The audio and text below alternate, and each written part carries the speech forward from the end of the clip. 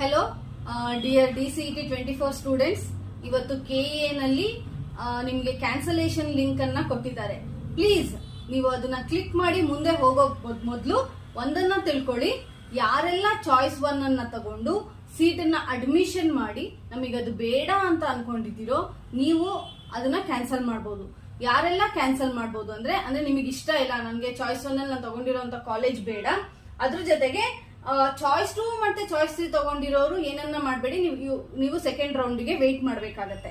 So choice 1 ಅನ್ನ ತಗೊಂಡಿರೋಂಥವ್ರು ಕಾಲೇಜನ್ನ ಅಡ್ಮಿಷನ್ ಮಾಡಿರೋರು, yes I don't want that college, I want to cancel it ಅಂದ್ರೆ ಇವತ್ತು ನೀವು ಆ ಲಿಂಕ್ ನಲ್ಲಿ ಕ್ಲಿಕ್ ಮಾಡಿ then you have to go inside that.